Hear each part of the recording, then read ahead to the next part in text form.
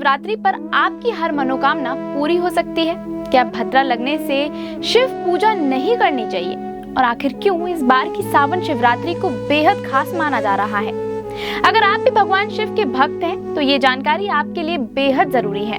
सावन का महीना भगवान शिव का सबसे प्रिय महीना माना जाता है। इस पूरे महीने में भक्त भोलेनाथ की पूजा अर्चना, व्रत और जल अभिषेक करते हैं। लेकिन इन्हीं दिनों आने वाली सावन शिवरात्रि का महत्व सबसे अधिक होता है। धार्मिक मान्यताओं के अनुसार महाशिवरात्रि के बाद यही वो दिन है जब भगवान शिव की पूजा करने से विशेष फल प्राप्त होता है। इस साल यानी 2026 में सावन शिवरात्रि 11 अगस्त मंगलवार को मनाई जाएगी। वैदिक पंचांग के अनुसार कृष्ण पक्ष की चतुर्दशी तिथि 11 अगस्त की सुबह 4:94 पर शुरू होगी और 12 अगस्त की रात 1:52 तक रहेगी।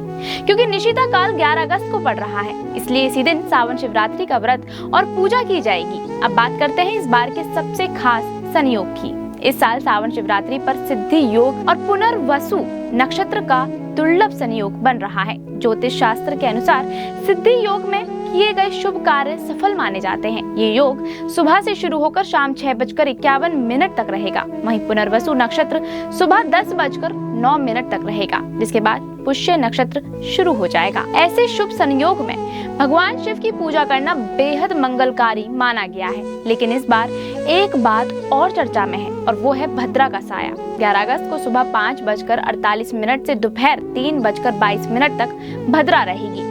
ज्योतिष के अनुसार भद्रा के दौरान शादी, गृह प्रवेश, नया कारोबार या दूसरे मांगलिक कार्य करने से बचना चाहिए। लेकिन अगर आपके मन में ये सवाल है कि क्या भद्रा में शिवलिंग पर जल चढ़ा सकते हैं या पूजा कर सकते हैं, तो इसका जवाब है बिल्कुल कर सकते हैं।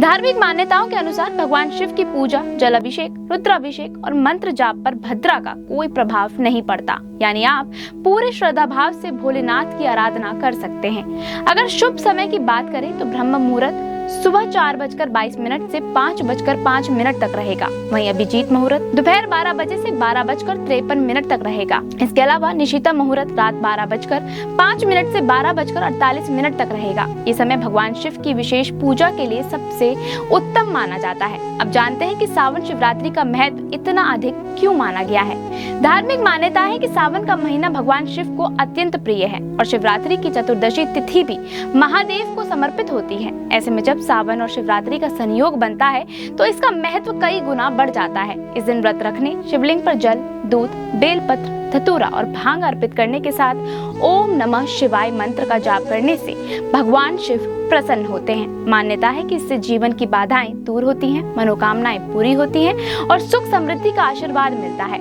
अगर आप भी भगवान शिव की कृपा पाना चाहते हैं तो इस सावन शिवरात्रि पर पूरे विश्वास और श्रद्धा के साथ पूजा करें, क्योंकि कहा जाता है कि सच्चे मन से की गई शिव भक्ति कभी व्यर्थ नहीं जाती। ऐसी ही और भी वीडियोस को देखने के लिए फॉलो और सब्सक्राइब करें इंस्टा फोक को।